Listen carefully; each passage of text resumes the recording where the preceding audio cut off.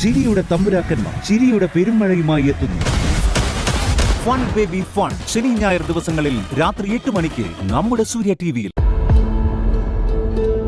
Uncle, hello.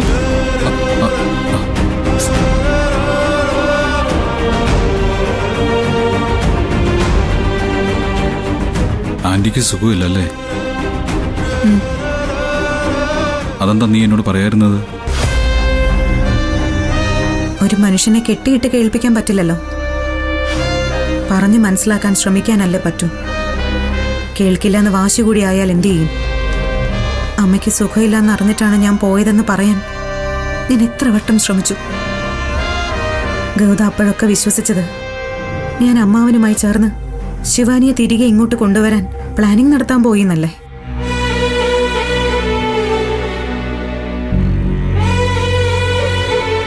എല്ലാത്തിനെയും സംശയത്തിന്റെ കണ്ണുകൾ കൊണ്ട് മാത്രം കാണരുത് ഗൗതം.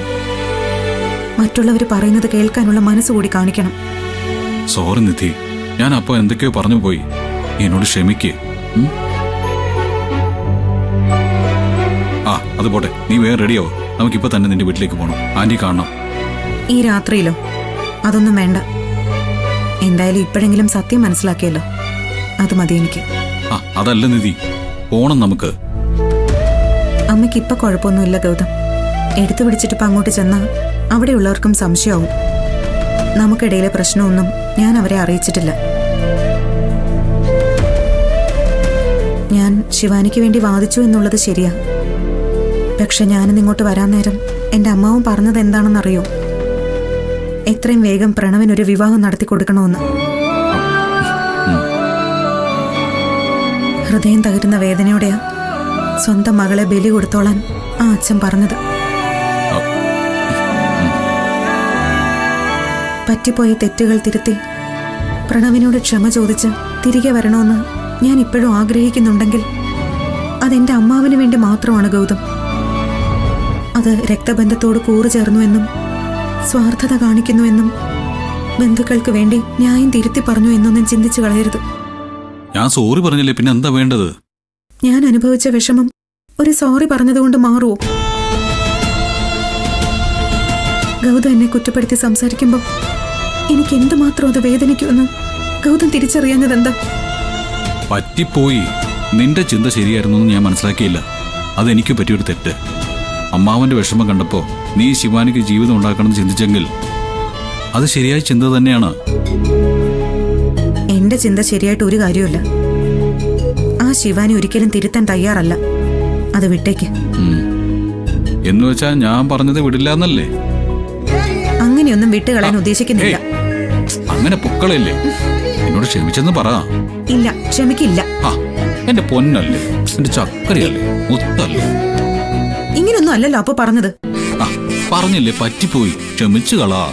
ഞാൻ ഏത്തവിടാ. ഏത്തം വിട്ട് ക്ഷമ ചോദിക്കാം. ഏത്തം 1, ഏത്തം 2, ഏത്തം 3, ഏത്തം 4, ഏത്തം 5, ഏത്തം 6. വേണ്ട, ഏത്തൊന്നും ഇടണ്ട. പിന്നെ പിന്നൊന്നുമില്ല. പിന്നെ ഉണ്ട്.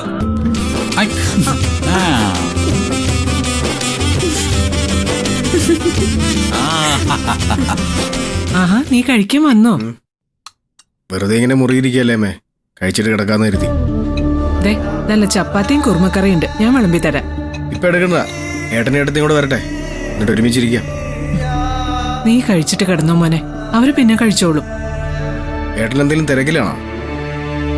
ഞാൻ പെൻഡിങ് ആക്കിയ കുറച്ച് വർക്കുകൾ ഉണ്ടെന്ന് തോന്നുന്നു. എന്തൊക്കെയോ നോക്കാനുണ്ടെന്ന് പറയുന്നത് കേട്ടു. നീ കഴിക്കേ, അവര് പിന്നെ കഴിച്ചോളും. അത് സാരമില്ല, അവര് വരുന്നവരെ ഞാൻ അവിടെ ഇരുന്നോളാം. എത്ര നേരമൊന്നു കരുതിയാ നീ അവരെ കാത്തിരിക്കുന്നേ? നീ കഴിച്ചിട്ട് സമാധാനമായിട്ട് കിടന്നുറങ്ങാൻ നോക്ക്. അങ്ങനെ ഉറക്കം വരത്തില്ലമ്മേ. എല്ലാരും കൂടി ഇരുന്ന് കഴിച്ചു കഴിഞ്ഞാൽ മനസ്സിന് അത്രയ്ക്ക് ആശ്വാസമാവുമല്ലോ. ഒരു കാര്യം ചെയ്യാം, ഞാൻ പോയി ഏട്ടനെ അടുത്ത് വിളിച്ചിട്ട് വരാം. നീ അവിടെ ഇരിക്കും മോനെ, വിളിച്ചാലേ അവര് വരില്ല. വിളിച്ചാലും വരത്തില്ലെന്നോ? അതെന്തുറ്റി? അത് പിന്നെ ഒന്നുമില്ല, അവര് തമ്മിൽ ചെറിയൊരു സൗന്ദര്യപ്പിണക്കത്തിലാണേ. ഒരുമിച്ചുള്ള കഴിപ്പൊന്നും ഇന്ന് കാണില്ല. ചെറിയ സൗന്ദര്യ പിണക്കമല്ലേ, അതൊക്കെ ഞാൻ പറഞ്ഞ് സോൾവ് ആക്കിക്കോളാം. എന്തായാലും ഒരുമിച്ചിരുന്ന് കഴിച്ചാൽ മതി. വേണ്ട മോനെ, അതത്ര ചെറിയ സൗന്ദര്യപ്പിണക്കൊന്നും അല്ല മോനെ. അവര് തമ്മില് നല്ല വഴക്ക് നടക്കുന്നത് ഞാൻ കേട്ടായിരുന്നു. എന്തിന് അത് എന്തിനാ അമ്മ അവര് തമ്മിൽ വഴക്കുണ്ടാക്കിയത്? അതിനുവേണ്ടി ഇപ്പൊ ഇവിടെ എന്തോ പ്രശ്നം? അല്ലെന്ന് ഞങ്ങൾ തമ്മിൽ ഒരുപാട് ഇൻസിഡൻസ് ഉണ്ടായിട്ടുണ്ട്. കുറേ നാളുകൊണ്ടുള്ള പരിചയമാണ്. ഭയങ്കര ഫ്രണ്ട്സ്. പലപ്പോഴും പല സംഭവങ്ങളും ഉണ്ടായിട്ടുണ്ട്. അതിനൊക്കെ ഭയങ്കര രസമായിട്ടുള്ള കഥകളുമുണ്ട്. അതെന്തായാലും ഉഗ്രൻ തമാശയായി പോയി. ആ, ഒരു ദിവസം ഞാൻ നിന്നെ ആ കക്ഷിയെ പരിചയപ്പെടുത്തി തരാം. ചിരിച്ച് ചിരിച്ച് നീ മണ്ണ് കപ്പും. ഗൗതമിന്റെ ഫ്രണ്ട് ലിസ്റ്റിൽ ഇങ്ങനെ കോമഡി പറയുന്ന ആൾക്കാരൊക്കെ ഉണ്ടോ? നീ എന്റെ ഫ്രണ്ട്സിനെ ഒന്നും അങ്ങനെ പരിചയപ്പെട്ടിട്ടില്ലല്ലോ, അതാ.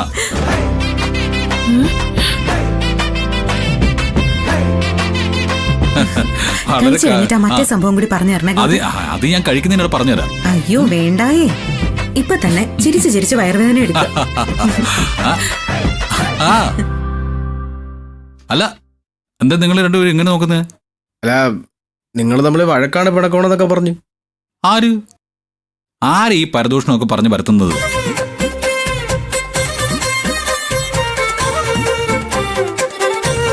കേട്ടല്ലോ നിധി, ഇതാണ് കുഴപ്പം. നമുക്ക് ചുറ്റും അസൂയക്കാരാ. വെറുതെ അനാവശ്യം പറഞ്ഞ് പരത്തിക്കോളും. ഇങ്ങനെയും പരദൂഷണം പറയുന്ന ആൾക്കാരുണ്ടല്ലോ ഭഗവാൻ. മറ്റുള്ളവര് വഴക്കാണ് പിണക്കമാണെന്നൊക്കെ പറഞ്ഞു നടക്കുമ്പോ ഇവർക്ക് എന്ത് മനസ്സമാധാനമാണ് കിട്ടുന്നത്? എനിക്കറിയാൻ വയ്യ.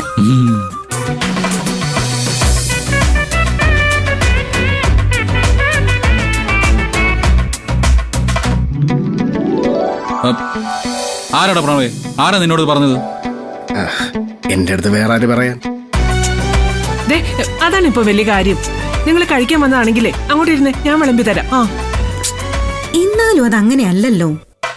ഈ അനാവശ്യം പറഞ്ഞു പരത്തിയ ആൾ ആരാണെന്ന് അറിയണമല്ലോ. പ്രണവേ, നീ പറ, ഞങ്ങൾ തമ്മിൽ വഴക്കാണെന്ന് നിന്നോട് ആരാ പറഞ്ഞു? എല്ലായിടത്തി ഞാൻ കഴിക്കാനായിട്ട് കഴിക്കാൻ വന്നാണെങ്കിൽ ഇവിടെ ഇരുന്നേ. ഇരിക്കാം അങ്ങോട്ട്. നിങ്ങൾ അങ്ങോട്ട് ഇരുന്നേ. ആ വിഷയം അങ്ങോട്ട് വിടുന്നുണ്ടോ? അല്ല, അത് അങ്ങനെ വിട്ടാ പറ്റില്ലല്ലോ. പറ്റും, വിട്ടാലും ഒരു കുഴപ്പമില്ല. അല്ലടാ പ്രണവേ, ആ വിഷയം വിടുന്നതിൽ നിനക്ക് വല്ല കുഴപ്പമുണ്ടോ? ആ വിഷയം വിട്ടാ കുഴപ്പമുണ്ടോന്ന് ഞാനല്ലോ തീരുമാനിക്കുന്നത്. ഏട്ടന്റെ വെട്ടത്തിയല്ലേ? എനിക്കറിയണത് ആരാണെന്ന്. അറിഞ്ഞിട്ടിപ്പോ എന്ത് സാധിക്കാനാടാ? ഇരിക്കെവിടെ, നീ എവിടെ ഇരിക്കേ. പോട്ടെ ഗൗതം, നമുക്കങ്ങ് വിട്ടേക്കാം. അല്ലെങ്കിലും നമ്മൾ എന്തിനാ ഈ പരദൂഷണക്കാരുടെ പുറകെ പോകുന്നത്? പിന്നല്ലാതെ. നിങ്ങൾ ഇരിക്കേ, ഞാൻ വിളമ്പി തരാം. അവിടെ ഇരിക്കേടാ.